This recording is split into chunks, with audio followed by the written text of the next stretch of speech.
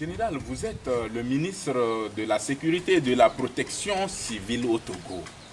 Quel bilan faites-vous de la situation sécuritaire dans notre pays? Avant tout, je dois vous remercier pour votre invitation. Maintenant, en ce qui concerne le cas sécuritaire, je crois dans l'ensemble, tout va bien. Il n'y a pas de violence. Chaque citoyen va librement à ses préoccupations et chacun se réjouit de ses efforts. Si vous affirmez, mon général, que la situation sécuritaire est au point, nous voyons de nos jours une catégorie d'artistes, notamment les blogueurs et les artistes chanteurs, humoristes même, qui se distribuent des convocations, qui s'enferment et se referment. Bon, vous ne trouvez pas que c'est de tout et que lorsqu'ils viennent vers vous, qu'il faille les chasser et qu'ils aillent régler ça entre eux? Je crois à toute tentative de règlement de conflit. La première étape, c'est le règlement à l'amiable. Quand vous tentez de régler à l'amiable, ça ne passe pas, vous venez vers l'autorité compétente. On ne peut pas vous refuser, c'est un droit pour vous. Que votre procès, qu'on vous écoute sur vos problèmes et qu'on rende un procès équitable.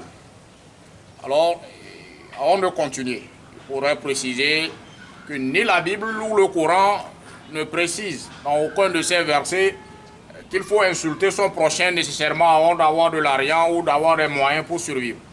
Et en donc comme argumentation, c'est leur travail, c'est ce qu'ils ont à faire.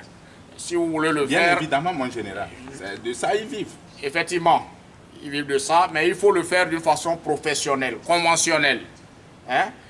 Il faut respecter la loi en le faisant. C'est également l'occasion de dire aux gens, il ne s'agit pas de sortir sur les réseaux sociaux, divulguer des informations pour avoir de l'influence et se nommer influenceur. Quand vous le faites d'une façon négative, ça va vous rattraper. Hein? Vous savez, on ne peut pas avoir un conflit contre la loi. Quand c'est contre la loi va l'emporter. Il y a certains artistes qui parfois même ont tendance à se déshabiller sur des écrans de télévision, sur les réseaux sociaux, juste pour se faire donner le titre d'influenceur. D'autres sont obligés d'aller jusqu'à diffamer d'autres personnes, hein, des propos mensongers, des fabrications de toutes pièces pour discriminer des gens. Quand vous le faites, la personne se sent lésée ou la victime se sent lésée, elle préfère apporter le dossier devant le procureur.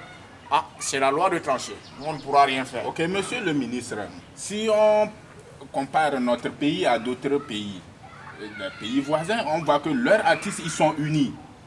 Mais ici, nous ne le sommes pas. On n'est pas unis. Nous, les artistes, on n'est pas unis. Vous ne trouvez pas que cela est dû à une situation critique de notre vie actuelle, la vie chère, je veux dire, la vie chère?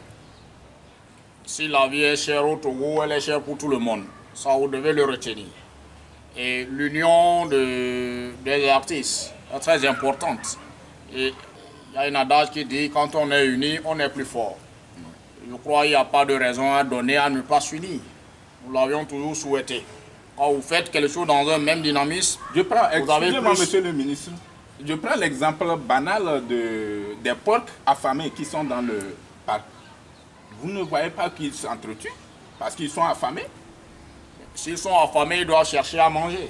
Voilà, tant qu'on ne leur donne pas à manger. Alors quand ils vont sortir pour aller dans le champ de manioc d'un voisin, qu'est-ce qui peut leur arriver? Je dirais, bon, le propriétaire doit leur donner à manger. Je ne pense pas que vraiment vous puissiez ou vous avez fait le village. Donc, nous qui avons eu cette chance de faire le village, quand un porc rentre dans le champ d'un voisin, il est poursuivi avec des cailloux, avec des bâtons. On le tabasse parfois. Justement, s'il est dans l'enclos et qu'il est bien nourri, est-ce qu'il va sortir encore? C'est au propriétaire. C'est au propriétaire de ces porcs de prendre soin de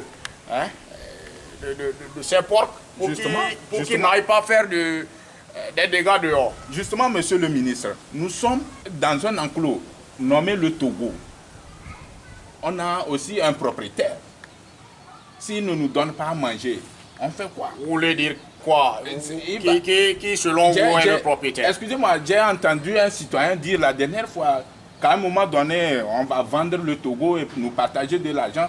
Chacun se débrouille de son côté. S'il croit qu'il est le propriétaire de Togo et qu'il faut avancer cette idée, il faut lui dire de ramener ses pieds sur terre. Il faut ramener ses pieds sur terre parce que la constitution togolaise, s'il ne le sait pas, je vais lui dire, hein, il y a des énonciations où il est écrit la République togolaise, elle est une et indivisible. Ça veut dire qu'on ne peut pas diviser le Togo. Même s'il fallait le faire, à supposer on divise le Togo, on le vend, je ne sais pas à qui on va le vendre d'ailleurs. Même s'il fallait le faire, vous croyez qu'on va vendre le Togo, le distribuer l'argent à tous les citoyens. Et chacun ira où il veut. Vous ne pouvez pas aller au Ghana. Vous ne parlez pas anglais, vous aurez ces difficultés. Vous risquez de servir de cobaye. Hein? Et vous allez regretter. Vous irez au Bénin, eux ils vont vous saisir pour fabriquer les porte-monnaies magiques. Vos têtes vont servir à faire les gris-gris. Vous irez au Burkina Faso. Là c'est pire, il y a les terroristes à la frontière. Hein? On va vous tirer dessus. C'est pourquoi je vous dis, même s'il est difficile de trouver à manger, il faut rester chez soi. Vous avez dit, en général, un jour, on va s'en sortir. Mon général, vous avez dit tout de suite, vous avez demandé à qui on allait vendre le Togo. Mais il y a des parties du Togo qu'on vend à certains étrangers comme les Chinois, les Indiens, pour certaines activités. Même nos montagnes sont vendues. Est-ce que vous ne trouvez pas que si on s'entend, nous tous, on peut vendre tout le Togo? Quand vous avez vendu tous vos biens, ça y est que vous n'êtes plus indépendant, vous n'avez plus de liberté. Vous devenez en ce moment esclave.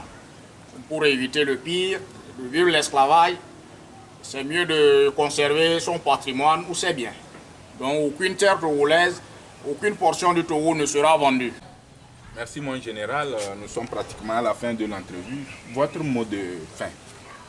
Allah le Tout-Puissant et le Tout-Miséricordieux bénisse les Togolais et qui vous donne le courage, à vous les journalistes, d'aider le gouvernement à pouvoir passer la bonne information. Sur le journaliste, il sensibilise, il éduque, il forme et il communique. Quand vous faites bien votre travail, Allah vous bénira. Merci mon général. À moi de vous remercier pour votre invitation.